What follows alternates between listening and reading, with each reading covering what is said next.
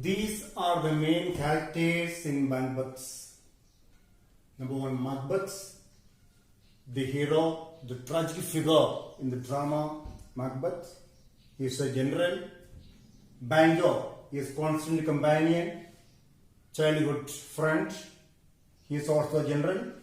And Banjo's son is a Fleance. Then when Lady Macbeth, wife of Macbeth, Duncan, the Scottish king, and his two sons, Malcolm and Donald Bain.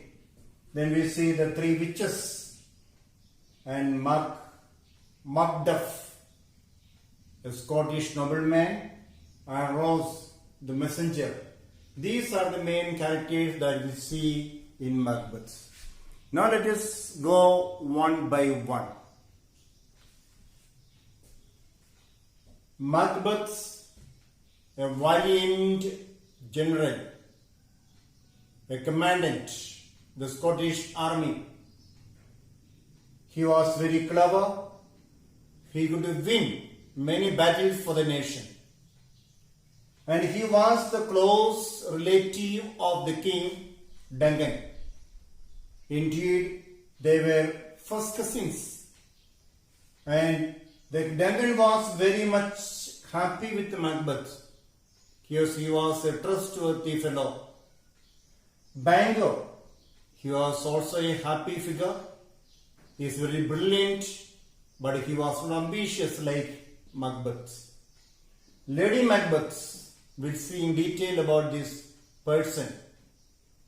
And the three witches, those who prophesies about things, what will happen in future. And Macduff was not happy about the deeds of Macbeth, and he turned against Macbeth, and even he was against the tyrannic reign of Macbeth. And Rose, the messenger. These are the main characters that we see. Now, the drama begins towards the evening. A very snowy place near the wood, near the forest. When the curtain rises, we see there is lightning and thunder. Macbeth and Banjo, they are on their way back from the battlefield. One of the soldiers from the battlefield informed the king of Scotland that Banjo's and Macbeth's army won the battle. Though the Lord of Glamis was spying, supporting the Norwegians, Banjo and Macbeth could win the battle. The king was very pleased. The king was heard the valiant deeds of Macbeth. The king was very much pleased with Macbeth. As a result, he wanted to give another in charge to Macbeth. That is the Thane of Cawdor. It was the Cawdor or Glamis. These are two villages. Macbeth was only in charge of this Glamis village. And the Cawdor village head was standing against the Scottish king and the Scottish army and supporting the Norwegians. And therefore, Macbeth killed the Lord of Cawdor. And here, the king is very much happy about the Macbeth. Now, as they return, on the way, they happen to meet three witches. Remember, these three witches, as we see, we will be frightened by their very appearance.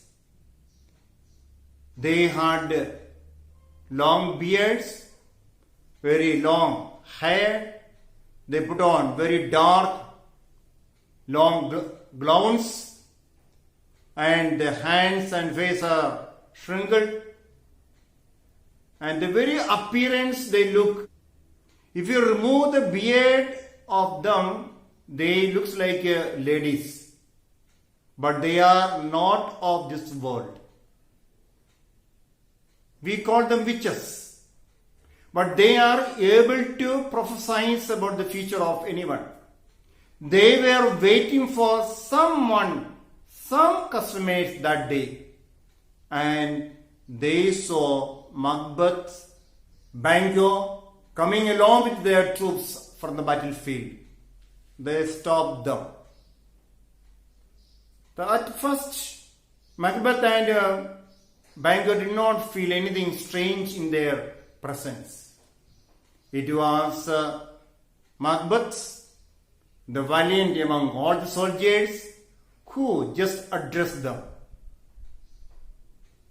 Hello. In that address, the witches were unhappy.